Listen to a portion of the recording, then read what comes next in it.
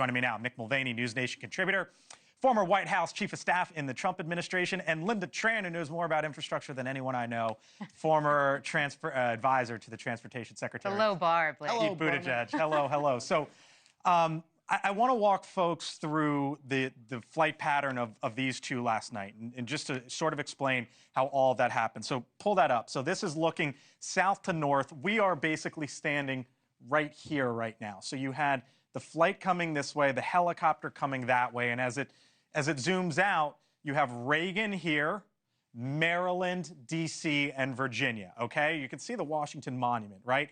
And this is one way to sort of show you how close this all is. I mean, I could take off my microphone right now and be at Reagan probably in 7 or 8 minutes. It's that close, all right? Now let me show you the other airports in this region, right? So we have DCA, it's in Virginia physically, but we have another one in Virginia. That's Dulles. That's 23 miles away. You can go out to BWI.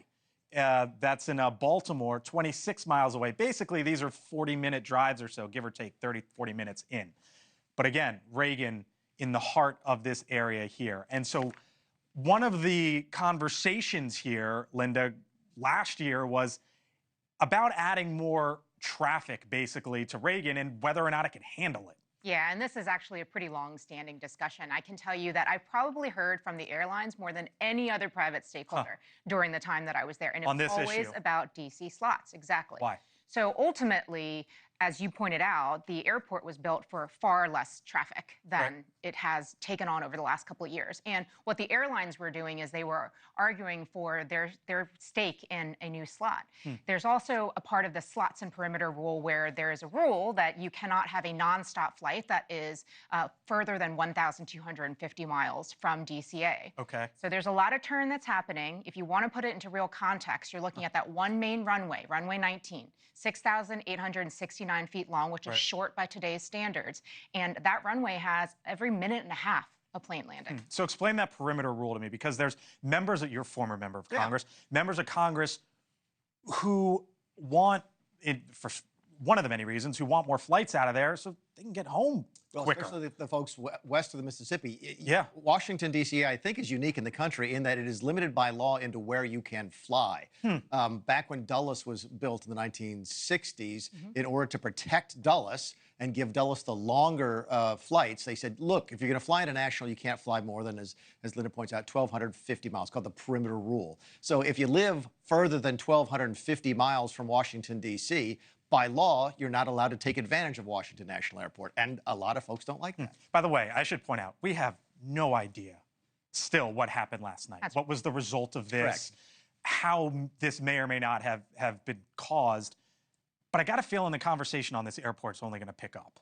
Because of this. Absolutely. And one thing to think about from an infrastructure perspective is that while it might not seem like that big of a deal, many planes have landed safely here over the many years that DCA has existed. What it does hinder is some of these infrastructure solutions that we have implemented in the past several years at other airports that have much more square footage. Things like end-around taxiways that allow planes to turn around safely so they're not crossing the runway at the same time as other planes, these near-miss type incidents that we've heard a lot about. You still have lawmakers who want to keep this thing up and running as big as possible. John McCain, the late John McCain, refused to fly nonstop between Washington and Phoenix for years. Here's why.